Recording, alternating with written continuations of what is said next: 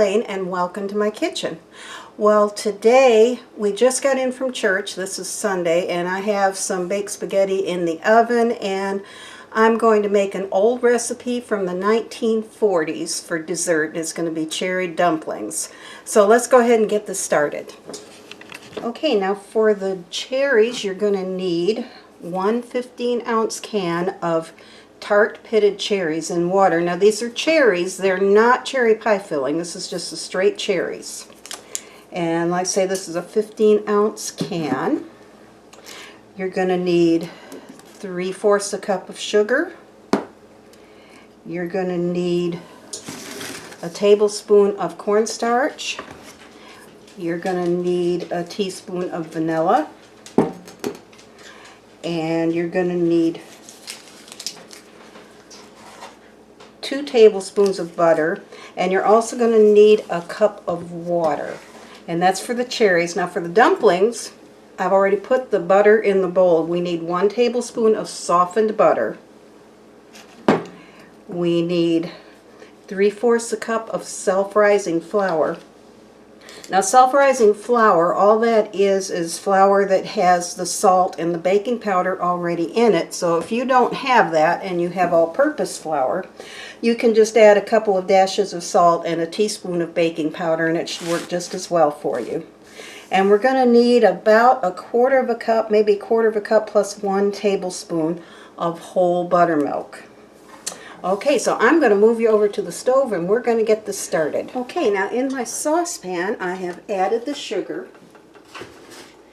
and I am going to add my tablespoon of cornstarch, and another ingredient that I forgot to mention because I didn't get it out was the cinnamon. We're going to need 1/8 of a teaspoon of cinnamon, and I have that. So we'll just get that measured out. Okay. And there's my 1/8 of a teaspoon of cinnamon. Now what I'm going to do is I'm just going to take a whisk and I'm going to whisk this around a little bit so that the sugar breaks up any lumps that you might find in the cornstarch. Because we don't want any lumps in that cornstarch, otherwise our cherries are liable to be lumpy, and we don't want that. It's because you won't be able to get the lumps out of them once they're cooked. So anyway, alright, there that is. So I'm going to turn my burner up to high right now, and I'm going to pour in the cherries, and I'm going to add my cup of water. Hold on just a minute, I'll get that.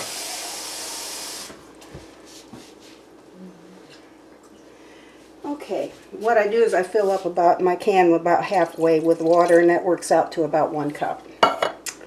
Alright, and I'm going to add my 2 tablespoons of butter. And I'm going to add my 1 teaspoon of vanilla. So let's go ahead and get that in there. Alright.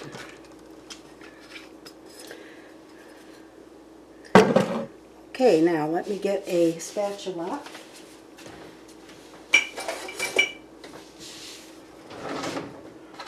Okay. And we're just going to kind of mix this together. I want to get that sugar off the bottom, and we're going to get this mixed.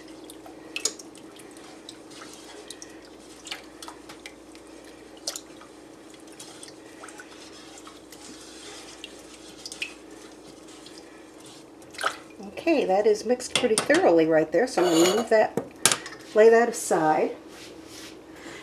And while that is coming to a boil, I'm going to take my tablespoon of butter and I'm going to start mixing in. I'm just going to do this by hand. I'm going to start mixing in my flour. And there is the 1-minute timer on my baked spaghetti.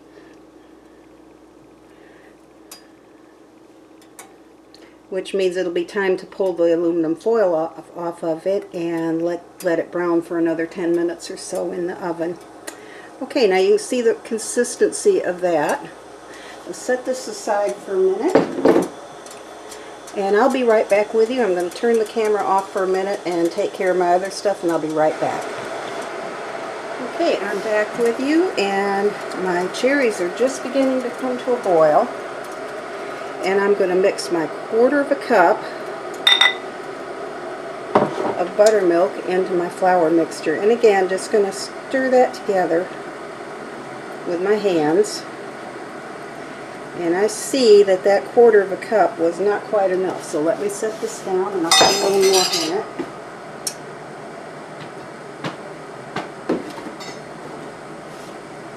Because you want a nice wet dough, kind of like biscuit dough, because really that's what this is. And it'll start coming together here real soon. As you can see, it has.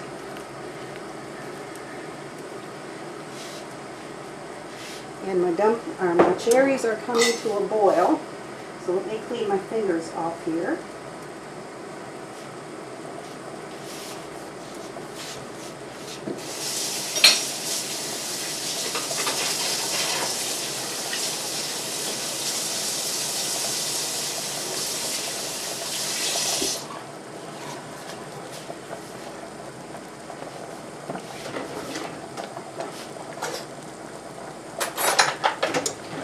Okay, and I'm just going to drop these right in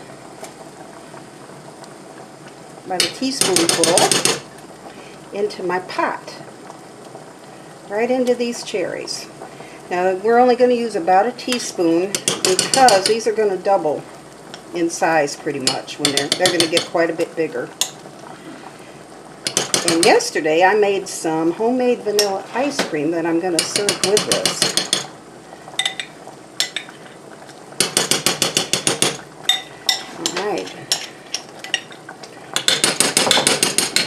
And this really does smell good already. Alright, now let me get a lid. And we're going to turn our heat down because you want this just to simmer. So I'm going to turn my heat down to about medium-low really. And I'm going to put a lid on that. Now you want to leave the lid on there. You're going to be tempted to want to check it, but we're not going to. So we're going to leave that lid on there. And I'm going to set my timer for 20 minutes. And we're going to let those cook for 20 minutes. And at the end of the 20 minutes, I'll be back to show you what it looks like. Okay, my cherries are still cooking, but while these are cooking, I wanted to talk to you a little bit about these old vintage recipes like this. Now, I really enjoy these vintage recipes, and this particular one came from a cookbook from the 1940s that actually belonged to my grandmother, or one like it belonged to my grandmother. The one she had fell apart, and I wound up having to order a duplicate that I found online, and so I have her cookbook again. So this recipe came from it, and a lot of the other recipes that I like to do came from there. I did a cake out of it the other day that was really good, and so I'll probably share that one with you too coming up at some point. But if you like these vintage recipes too, like I do, leave me a comment and let me know if you like these recipes or not and want me to do more of them. Okay, and I still have 14 minutes on my timer, and these are still going. I also wanted to tell you the reason that we don't want to lift that lid is because we want our dumplings to come out good and fluffy. And if you leave the lid, it tends to make them kind of soggy and fall, and we don't want that. We want these to puff up and be nice and fluffy. So we're not going to take this lid off at all. Okay, well, I will be back when these get done to show you. Okay, my dumplings have got done, and I wanted to show you, I put a little bit out on the plate, and I wanted to show you the inside. If you can see that, you see it's kind of like a biscuit, and that's exactly what we're looking for. So I'm going to put these back in the pot. Alright, and I'm going to just put the lid on it for a minute, and because I've got the other food ready, and we'll have that will be our dessert. Well, I hope you enjoyed today's video, and I hope you enjoy those vintage recipes as much as I do. I think that they're fun to work with. Sometimes they have to be tweaked a little bit to conform to today's modern cooking methods, but usually they come out pretty good. And I can just, with those cherry dumplings, I can just kind of imagine my grandmother cooking those as well. So y'all have a great day, and thanks so much for watching. And if you did enjoy the video, please give me a like and consider subscribing to my channel. And also don't forget to leave a comment and let me know about those vintage recipes. We'll see you next time. Bye for now.